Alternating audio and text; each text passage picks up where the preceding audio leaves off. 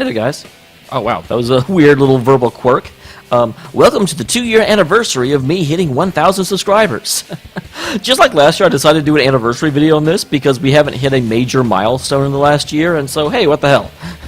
I don't know how long I'll be continuing this. Right now, we're steadily gaining about 100 or 440 subscribers a year, which is not quite enough to hit major milestones once a year, but the channel also keeps expanding. So once we start hitting those, and maybe I'm, hitting major ones, I'll do these a little bit more often. But until then, hey, this day kind of works, and it keeps me from having to stress over doing these massive videos, because they do certainly take a lot of effort in order to record and set up.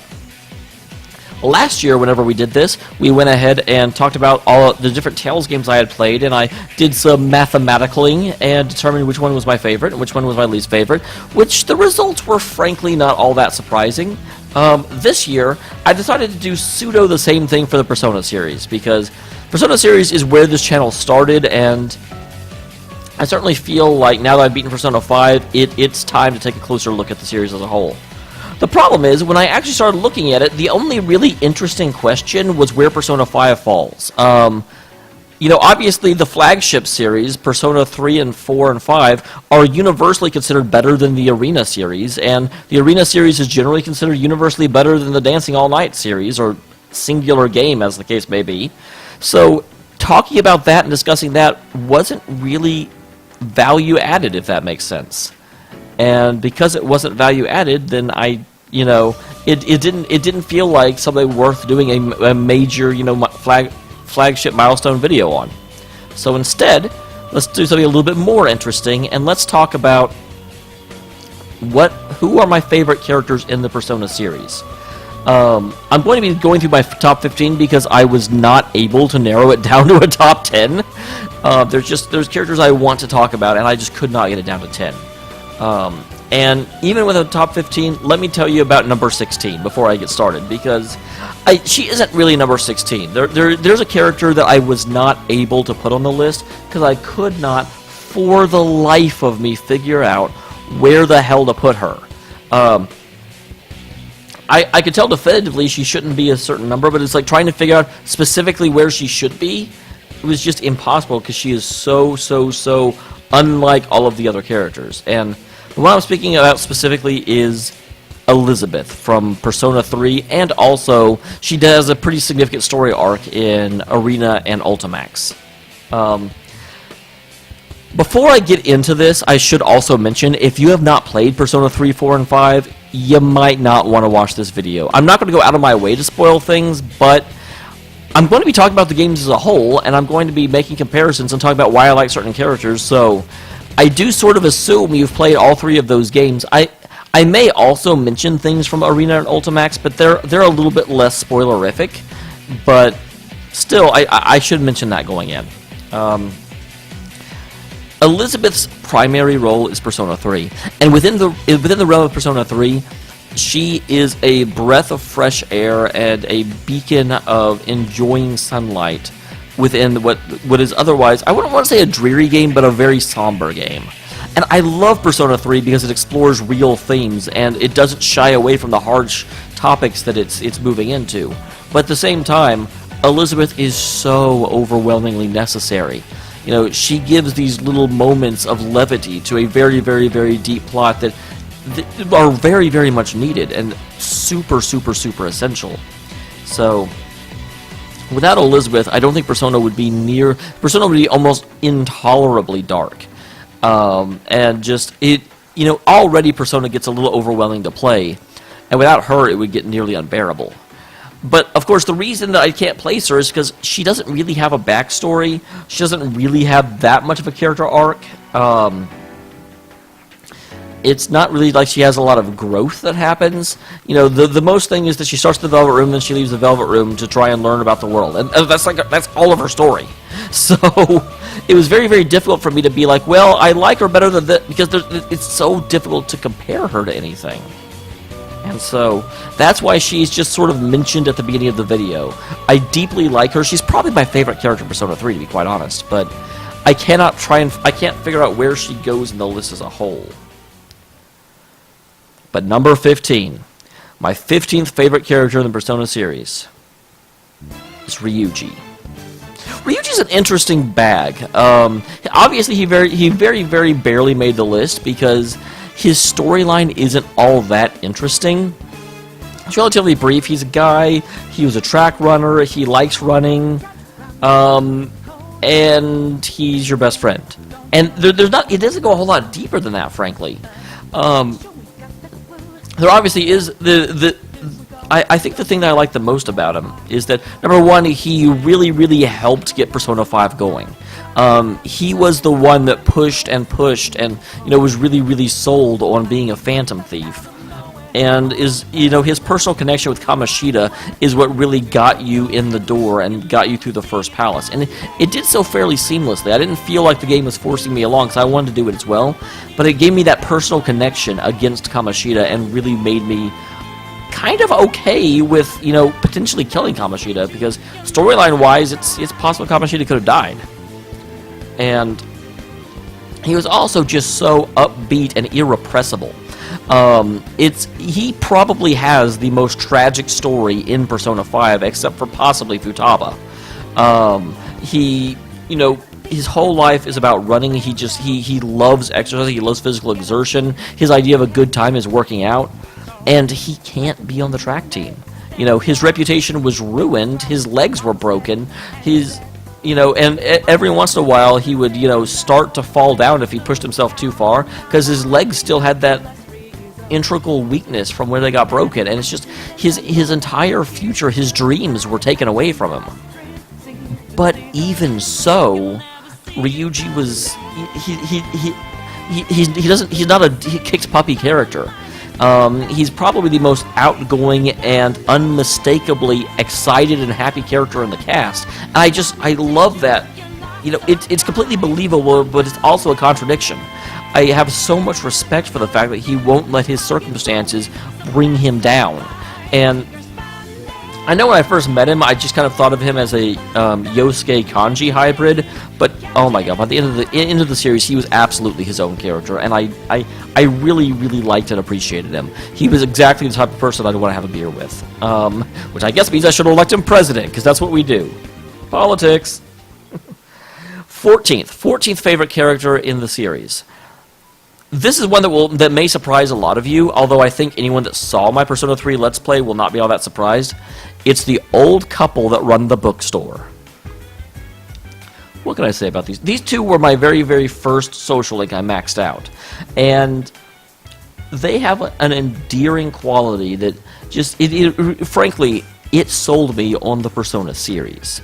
More than any other, it's like there were characters and they were interesting, but frankly, the first part of the Persona 3 storyline is a little flat.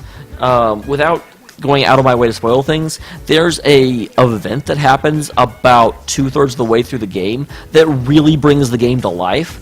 But prior to that event, you're just sort of moving through the game because the game, you're accomplishing things to move the storyline along. It's not that you're really all that invested in the characters of the story at first.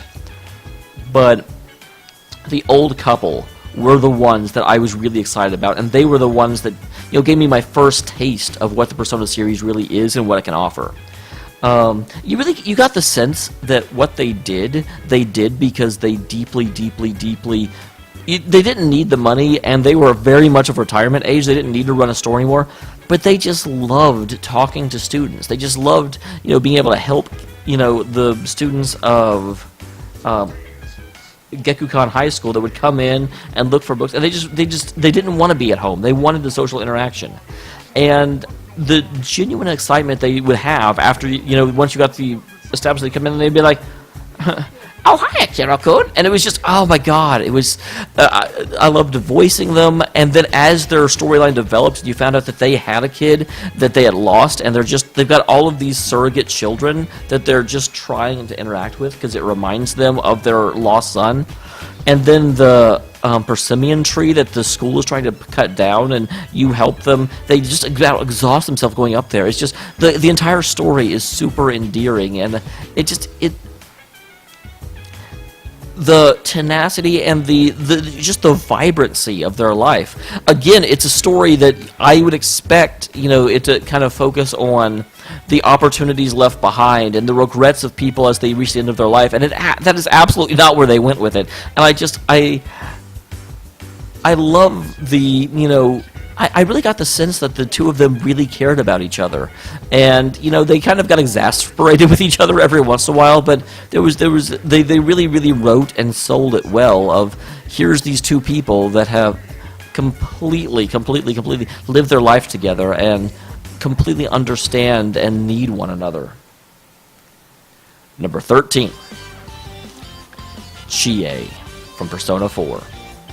I feel a little bit bad because it's like, oh, we've hit every major game so far. I promise I did not set up the list that way. This isn't really like my 5th favorite character, Persona 3, and just like arranged that way. It is actually 15, but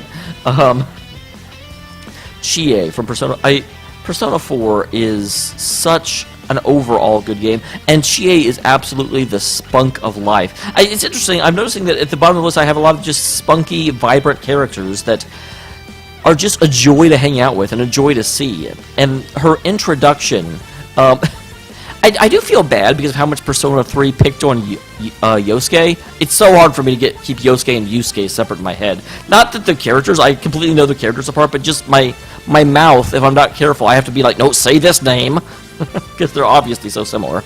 But her character with the entire brashness and tomboyness, I really enjoy characters that are themselves and not stereotypes. And obviously, yes, tomboyness is and can be a stereotype, but to have it be a tomboy but also is struggling with the concept of being a tomboy was excellent and awesome. Because normally the tomboys are just sort of like, I don't want to be a girly girl, I don't want to be a romance, and they're very standoffish in a lot of games. You're not supposed to have a tomboy that is also fragile and also has, like, identity or issues and isn't really sure of her self-worth. And the fact that Chie was strong and knew what she wanted to do and wouldn't take crap for anyone, but also still had that fragile side that you found out through her social link was really cool. Most games can't really sell that, but the relationship between Chie and Yukiko, and the idea that Chie secretly envied Yukiko for her just flawless ability to be the center of attention, have everyone basically worship her, and Chie kind of wanted that but also didn't want that, and Chie was completely oblivious to the fact that there were people that really liked her as well. She just saw everything she didn't have, and just in general the friendship. That is one thing Persona 5 didn't do, is that Persona 5 did have relations between the characters, not those kind of relations, although that also happened, but you didn't really get a sense of them as a cohesive unit, whereas Persona 4 started out with Yusuke, Chie, and Yukiko, which were absolutely fast friends, and really set up the groundwork for the rest of the game, and really made the investigation team feel like a team of friends. Persona 5 didn't really sell the friendship to me quite as hard. But yeah, Chie, because Yukiko and Yusuke didn't really seem that close, but Chie was the linchpin that really got Persona 4 together, and I just really liked her. I mean, you can tell she was the one I dated in Persona 5, despite how many people wanted me to date Naoto. The 12th favorite character, ironically enough, after I just had so much trouble with his name, is Yusuke from Persona 5.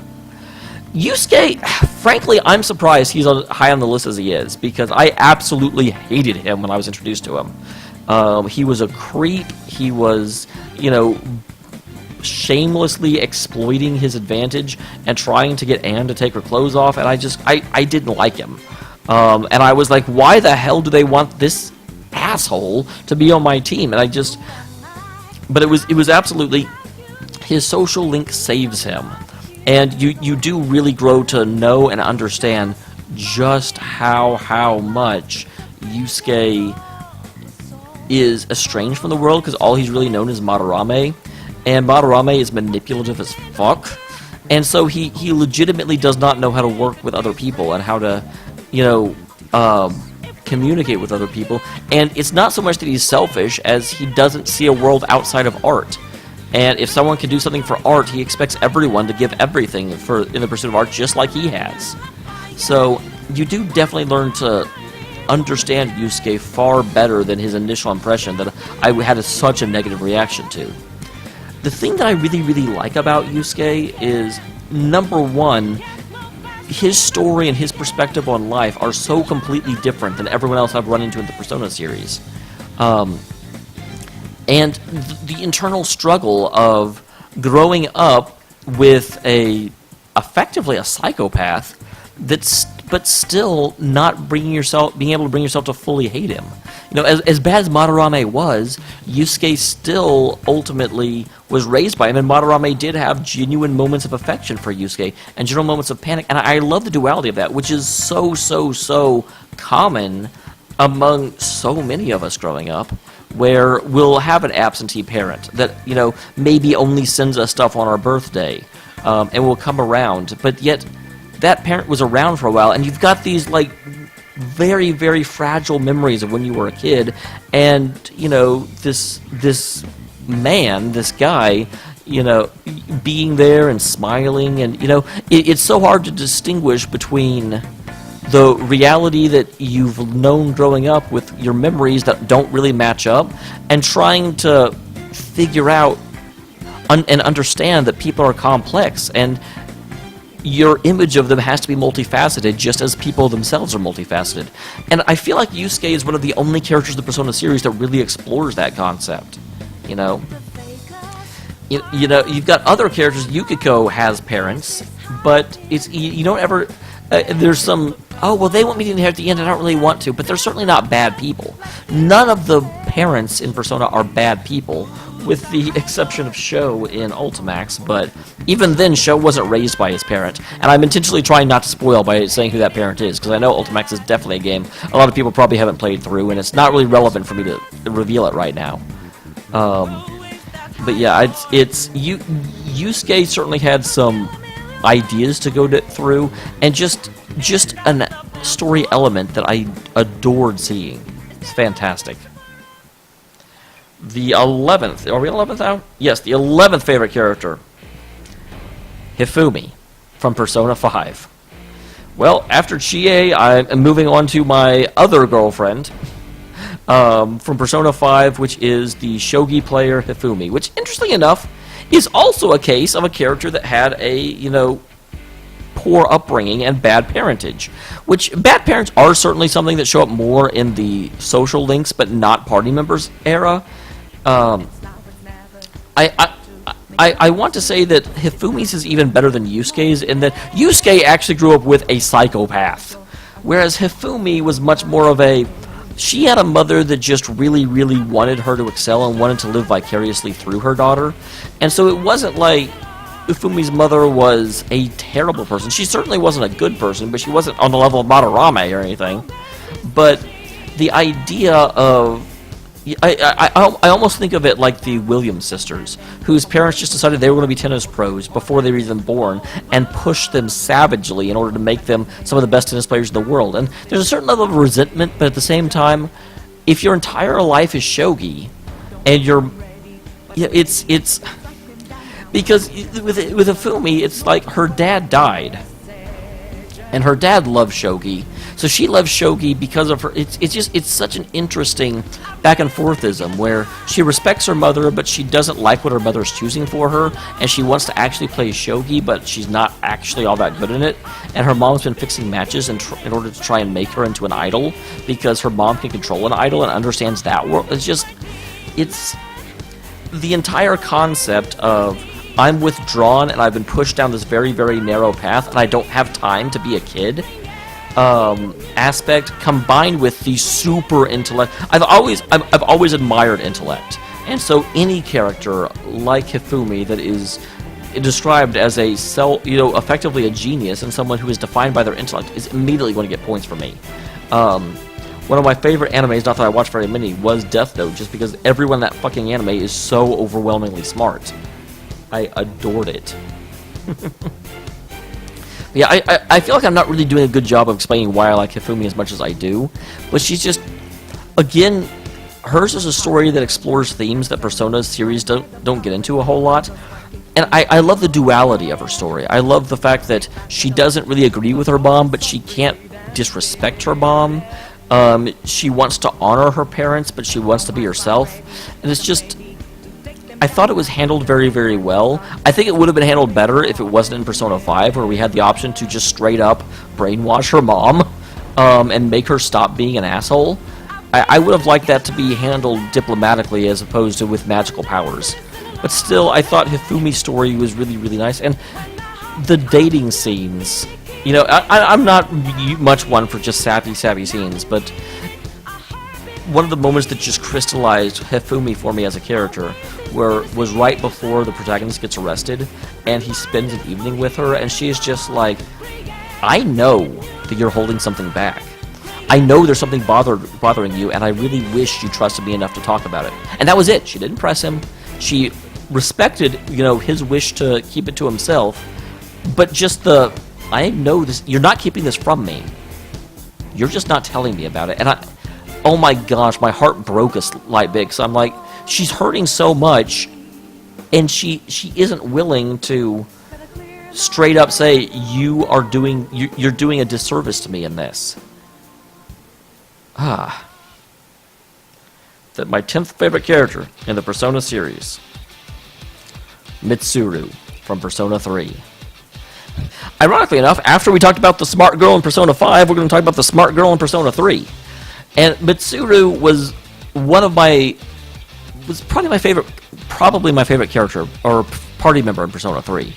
The idea of her being just privately educated, leagues above everyone around her.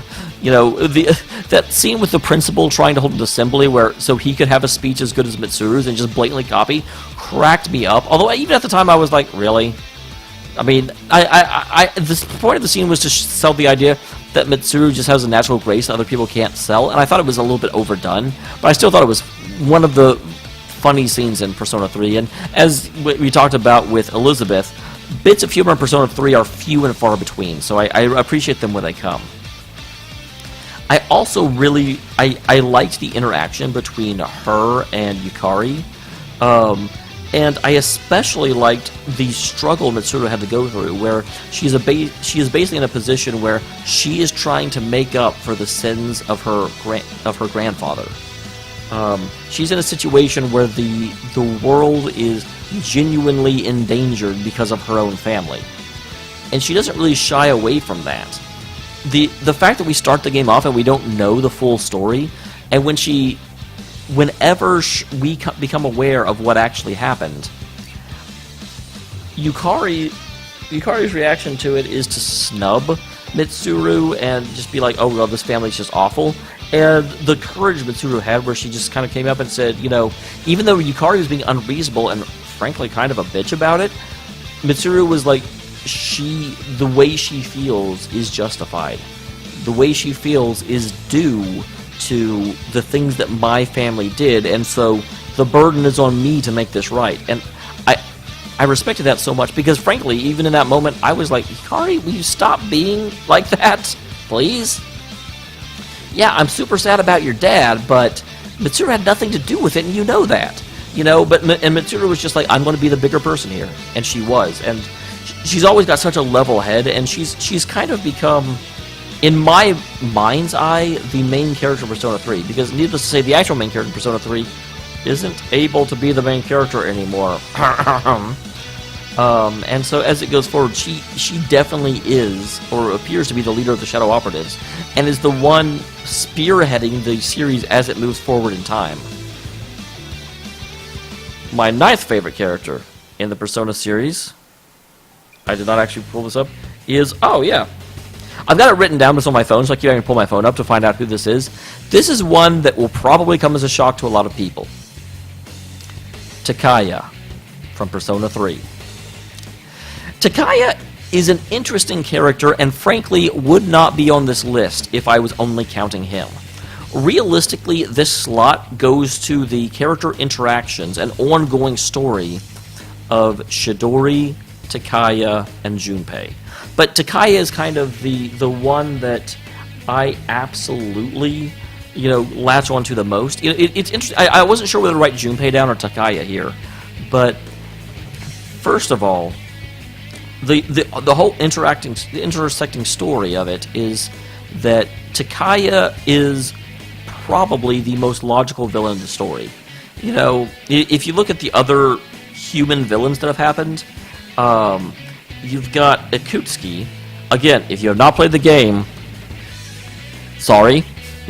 Akutsuki, who is just basically like, he's just kind of a researcher that went crazy, and he wants the shadows to, you know, dominate, and wanted to put Nyx back together because he's a jerk. And you've got, you know, in Persona 4, you've got Adachi, who just kind of wanted more power, and, you know, was really, really greedy, and I won't say he did what he did for the lulz, but he just kind of got bored. And then Persona 5 has Akechi, who was going through and wanted recognition and wanted his worth to be proven because he was a bastard and wasn't able to measure up to his illustrious father, who didn't even know he existed. And then you've got Takaya. And Takaya has kind of defined himself around the power that he was unwillingly given. And all he wants is for life to stay the same. You know, and this is sentiment echoed by Junpei, where he's just like, you know, we've got this cool power, we're superheroes. I don't want that taken away. I don't want the thing that makes me special to go away. And that was Takaya as well. He was like, what is the purpose of life if I can't summon personas anymore? I don't have anything else that I can live for. And so his real reason to try and stop the investigation team, or C's in that game, from fighting Nyx and ending the midnight hour is just that he wanted the thing that defined him to not go away, because he didn't know how to live without it. He was by far the most tragic of the villainous characters, and also the one with the most interesting motivation and the most understandable motivation, because there was Takaya served as this is where Junpei is going, or this is where Junpei could have gone. And of course Chidori went there as well, but Junpei saved her, and in saving her realized there was more to his existence than just summoning a persona. The interaction between these three characters was just astounding and amazing, and I deeply, deeply loved it. It's one of the standout moments of the entire Persona series for me, because it's such a clear indication of, you know, they talk about how Akechi is kind of the where Kaizen could have gone to if Kaizen were different, but this is, you know, script perfect, because there was a moment where your relationship with Junpei kind of started to go downhill because Junpei was having second thoughts and really didn't want to go down that road, and then Chidori kind of brought him back to reality. And he said, you know what, there's so much more to live for. Which is sort of why he's also... I love the fact that in the future games, he is the reluctant member of the Shadow Operatives, because he's found another reason to live. And he doesn't need to just go around using his persona in order to solve things. Whereas a lot of the other characters, like Akihiko and Mitsuru, don't really seem to have anything else going on for them.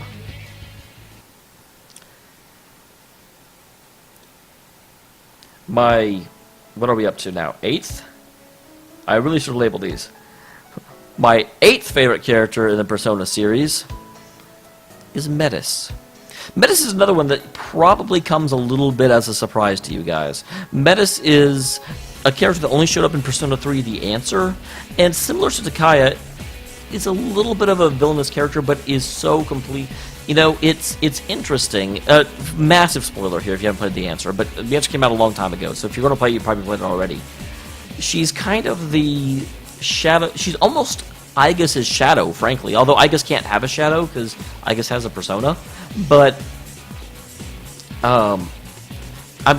you can have a shadow if you have a persona, but it's weird. It's weird.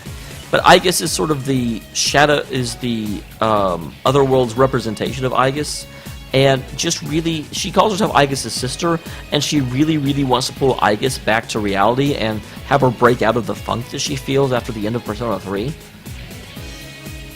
And the entire game, she sits there And she takes the party's hatred, and the party is super, super, super, like, not on board with the whole Metis thing.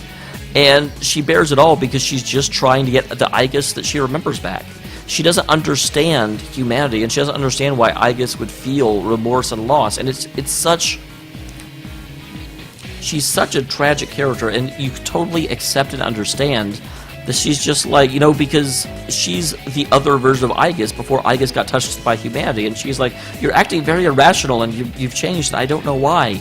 And it's so funny in that, in not understanding Aigis' emotions, all of her actions are based in emotion, and frankly based in the very same love that Aigis is going through, except aimed at herself, weirdly enough. She's such an interesting and weird character. And I regret that she went away at the end of the answer, because she is by far my favorite character to be added on in one of the kind of expansion packs. Granted, the only two characters that was her and Marie, but I did not like Marie at all. But I thought Metis was such an awesome individual. I thought Metis was just I really liked Metis. I don't know what to say other than Metis was awesome. My eighth favorite. God damn it! I am so bad at counting. My next favorite character in the Persona series, it is seventh, is Yukiko. Yukiko Amagi. It's interesting because Yukiko's storyline is not really anything all that special. Yukiko kind of goes from, oh, I don't want to run my family's in, to, oh, I totally want to run my family's in.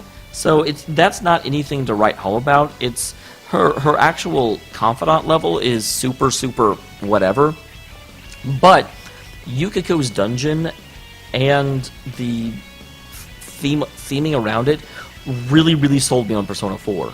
The whole idea of she is this prim and, you know, reserved attendant at a hot spring, you know, and the fact that she's a growing woman. She's a woman in high school, you know. She's really interested in, obviously her hormones are raging, and so she really wants to break out. She really wants to be bad. She's tired of being cooped up and proper her entire life. And especially as she's getting older, you know, the men are starting to notice her, but she can't actually act on it. And she's never had a boyfriend, and she really wants to have a boyfriend, but it just wouldn't be. And the whole struggle there, and the way it was portrayed by her first dungeon, and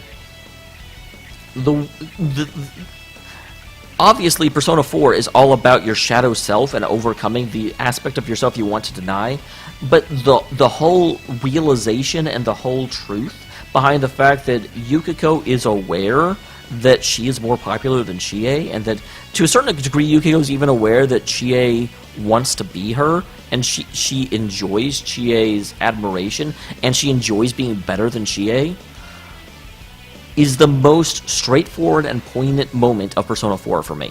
It's so awesome, because it's so true that Yukiko would find a little bit of enjoyment out of that, but at the same time, to have that be said in front of Chie, and be like, oh, no, well, no! And it's just, And the fact that Chie and Yukiko remain such close friends, and because Chie's had to go through the same experience with having to deal with her own shadow self, and it doesn't become a pointless piece of drama, I love that so much. Yukiko is such a cool character.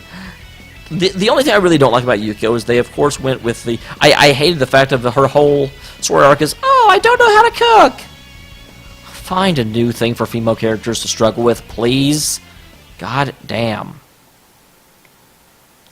My sixth favorite character in the Persona series, the Politician from Persona 5. Similar to the old couple, the Politician was either the first or the second confidant I maxed out. If it was the second, it was like on the same bloody day as the first one. It and Ryuji were very close. But the thing I really loved about the Politician is, first of all, unlike damn every other social link in the Persona series, with the possible exception of what is his name? Not Takaya. The, you know, dun dun dun dun dun dun dun dun dun dun dun, that guy. He was a social. he was a social link that was or had been a bad person. He had been a politician. He had accepted the graft. He had lived in that political world of money buys favors, and you got to play the game and all that stuff. And even though what he was actually kicked out of the party for, he didn't do, you definitely do get the sense that he had been in there and he had been playing the game, and he had been. He had forgotten his duties as an elected official, and he had forgotten what he was doing and who he was supposed to be representing. And he genuinely felt bad about that. And after his corruption was exposed, where everyone else would have just said, you know what? That's the end of that. I'll never go back into public life. I will take the money I've gotten, or maybe I'll get some mediocre job somewhere and move out of the area and just hope to be forgotten.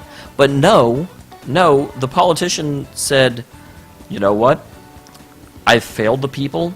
I need to make this right. And he similar to Metis, he just walked into the revulsion and assault of everyone in the game and just kind of took it on the nose, said, I deserve this, and just kept walking forward, saying, I will fix this. I will fix this! And I have so much respect for people like that. So much respect for people that would be like, I did wrong. I made a mistake. The way to repent is not to simply, wash my hands of the whole affair and try and go somewhere else and get a new start. But I need to man up and accept the penalties for the things that I did wrong and do what I can in order to make the world a better place in spite of those things.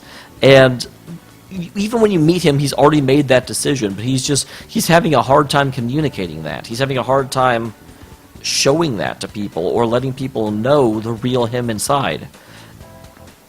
And he is one of the social... A lot of them, it feels like just in talking to them, they kind of work through their own problems, and at the end of the day, oh, hey,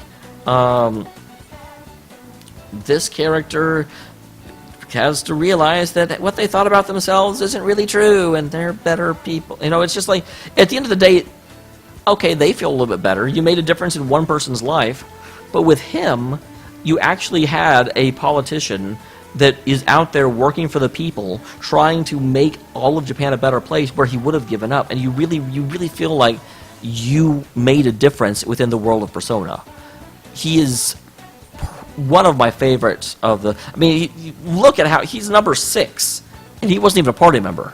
That's amazing. He is... I had to look at the list again to make sure, but yeah, he is the highest rated non-party member of the entire Persona series. I just adore his type of story, and they did it really well. My 5th favorite, Nanako and Dojima. God damn, did I have a hard time deciding between Nanako and Dojima and Futaba and Sojiro.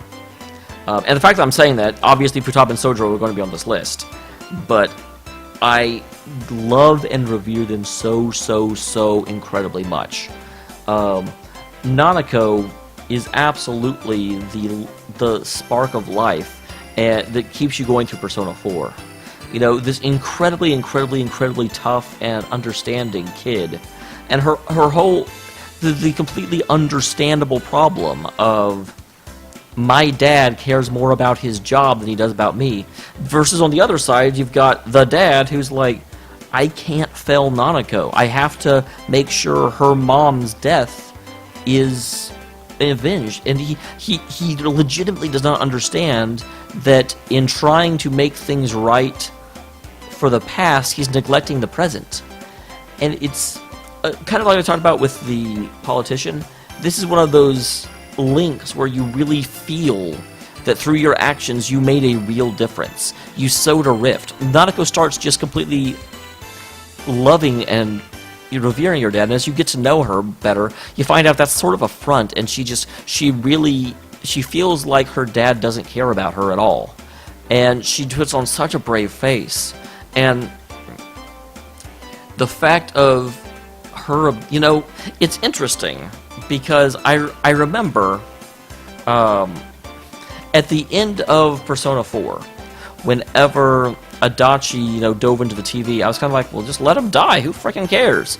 And they had to do some like kind of ridiculous bullcrap about, well, if you don't take care of Adachi, then the fog will invade the real world. To give you a fake reason to have to get it done. But with Nanako, I always would go into the palaces and deal, save the person as soon as I had. But I never felt more desire to do that than when Nanako was abducted. She like, that's why I love Persona. I care about all of the games. I care about all the characters, and everyone is just the best. But Nanako was innocent. Everyone else was old enough to make their own decisions, and I didn't feel worried for them. But Nanako is just such an innocent voice within the series, and I just really like her. It's again, I'm starting to get beyond the point where I can be rational about it. Nanako is amazing. And number 4, of course, Futaba and Sojiro. I told you I really had to struggle with what order these two went in. Because Nanako, it's funny. If I had to rank the 4 characters individually, I would say my least favorite of the 4 is Dojima, followed by Sojiro, followed by Futaba, followed by Nanako. Nanako is my favorite of the 4, but Dojima is my least favorite of the 4. So, and it was a question of when you put them all together, and that's what really did it, because frankly, Dojima's story arc was interesting, but nothing astounding. Like, Nanako's was fantastic, and the things that she did for being part of that story arc were amazing. But with Dojima, it was just like, oh yeah, he's a police detective, and he needs to stop neglecting his family, and how many times have we seen the rugged police detective that cares about work too much? I mean, that wasn't interesting. Whereas with Futaba and Sojiro, both sides of the equation were really understandable and really interesting. You had Sojiro that kind of, had stepped in because Futaba wasn't being taken care of and taken her under his wing, but was plagued with doubt of, am I doing this right? I don't know how to be a dad. She's not my daughter. What can I do? Should I force her to go to school? I don't know how to force her. I don't want her to hate me. I'm the only one she's got left. There's so many doubts going through his mind. And then Futaba doesn't trust anyone in her family, and Sojiro's kind of her last life vest. And, oh my god, that scene where Sojiro was like, you know what, I think I'm doing the wrong thing here. I think you should go live with your uncle, because he's actually your family, and I don't have the right to keep you here. And then Futaba completely misunderstands, like, you don't want me? Oh my god, it's the fact they start out so estranged, and neither of them can trust in the other one, and through the link, they actually become an actual family. And then there are individual stories as well. I didn't like Sojiro when I first met him. I was like, yeah, geez, lay off. Yeah, I get it. If something goes wrong, then you'll pick me up. Yes, we get. But he was trying to be bluff and bluster because he has no idea how to be a dad, and that's such an endearing and hilarious problem because he's trying to be strong in order to not have to confront his actual issues, and that's so understandable. That's so understandable. And then Futaba being...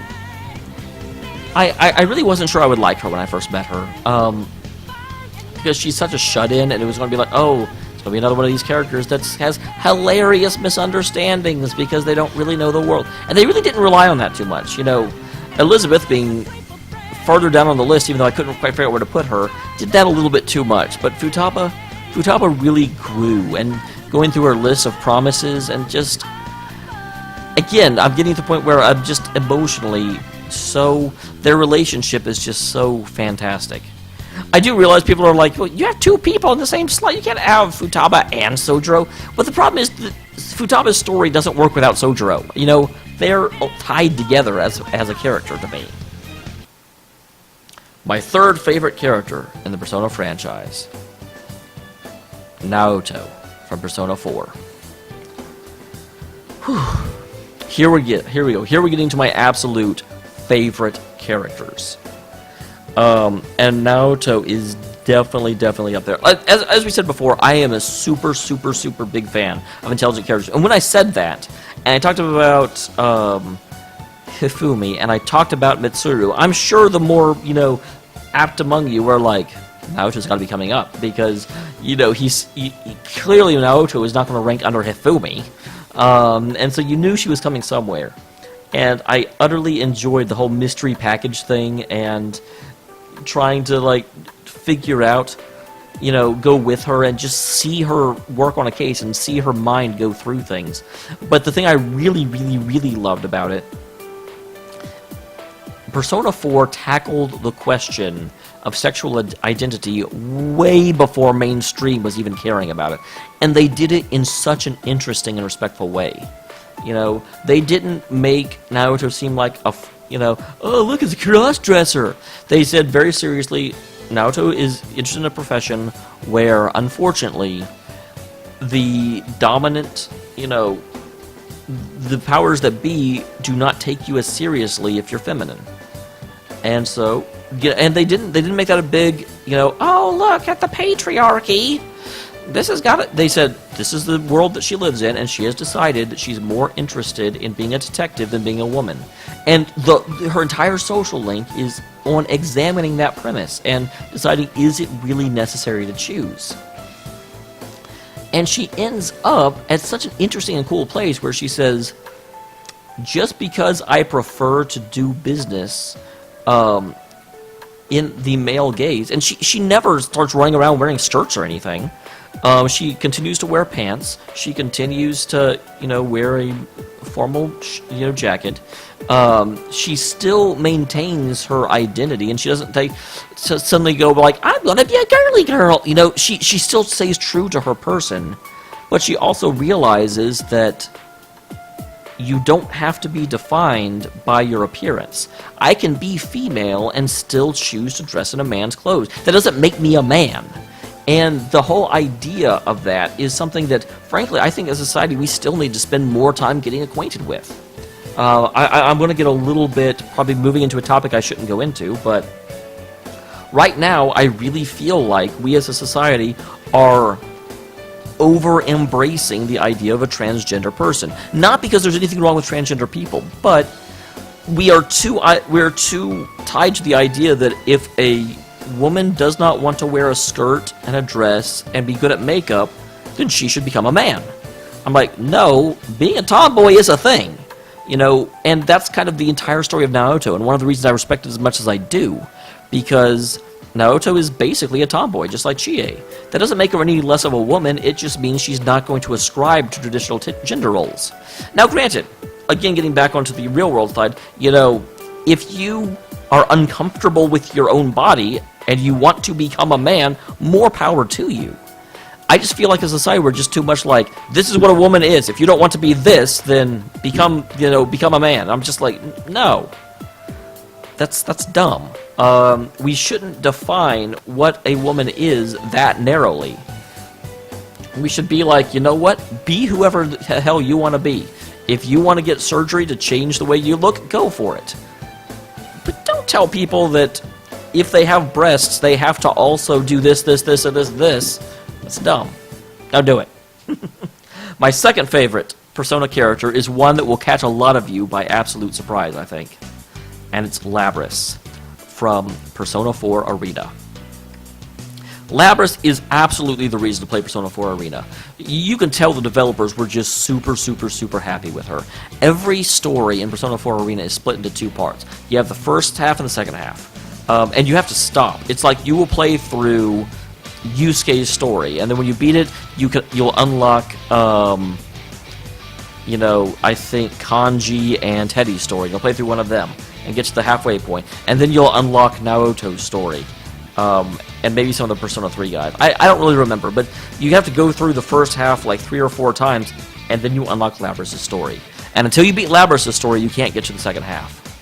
And it's just such a... It is probably the most emotional and well-told story in the entire Persona series. Because it's like 2.5 hours of a visual novel that just takes you through her entire history and coming to terms with what it is to be a robot that has an emotional core, and it explores the idea of, I guess you'd call it racism. It's not really, they're robots, so they're not a race, but the humans don't consider them as beings with valid rights, despite the fact they put a personality and, if you will, a soul into them, and just they sell her backstory, and they sell who she is, and what she has to go through so well, and her desperate need. She really wants to just be human. She's been put in a position where being a robot is actually hurting her, and she doesn't want to be a robot, but she's a robot. So, and the shadow self that rises within her because she's a robot, and that one is much more of a I'm a robot, fucking deal with it, I'm going to bring you all to your knees type of personality.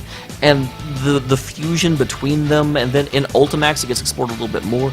I really, really, really like Lapras. Aegis and Metis were both characters I appreciated. I thought they gave a new perspective to the series. But Lapras was the one that truly, truly, truly explored what it was to be created as an anti-shadow weapon, and what it means to have a personality without being a person. And then my favorite character in the Persona series. Who else could it be but Kanji Tatsumi from Persona 4? I told the story before. Kanji is indirectly the reason I played Persona to begin with. Years and years ago, in Season 1 of Extra Credits, they did a series on gender, whether or not gay characters had a place in video games. And they kind of went through and they started talking about gay characters that existed, the problems with them. They talked about how the fact that, similar to like 90s TV shows, apparently the point of having a gay character was to be able to have them talk in a funny voice or be the butt of jokes, and how realistically the only two games that had handled gay characters kinda well were Dragon Age Origins, with the character of Zavras, who was frankly more bi than gay, but definitely could be gay depending on your playthrough, and they had handled him relatively respectfully in that role. And then Persona 4 with how they treated Kanji.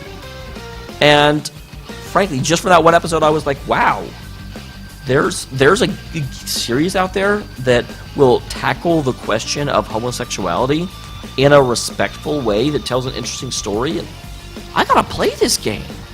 And I started with Persona 3 because I did some research in Persona series, and I found out Persona 1 and 2 were drastically different, and almost unconnected to 3 and 4. So I said, I'll start with 3. Played 3 for, I want to say, about an hour, maybe an hour and a half. Decided I really liked how 3 was starting out. And then I started the blind run. And in the first episode, I said I've played about, I forget how long it was now, but I played this far, and then I announced, it was like, I played through the very first dungeon sequence where you go in there and clear the first level. And I remember that was the first time I got accused of it not being blind, and I was kind of like, well, yeah, this part wasn't. What do you want? I blatantly said that. Pay attention. But yeah, it was like Kanji is the reason I started Persona, and the whole, again, Kanji's entire storyline was a question of whether or not he's homosexual, because he doesn't care about traditional women. And it's an interesting inversion of Naoto's storyline, where Naoto wants to act manly, and she thinks that makes her a man, whereas Kanji is very interested in Naoto because she acts manly, but she's still a girl. So does that mean he's not? It's really, and plus he's just hysterical. He is the funniest character in Persona 4, and I deeply, deeply, deeply, deeply, deeply love that he was in that game. He has the best sub arc in Arena. He's just, everything he touches is solid gold.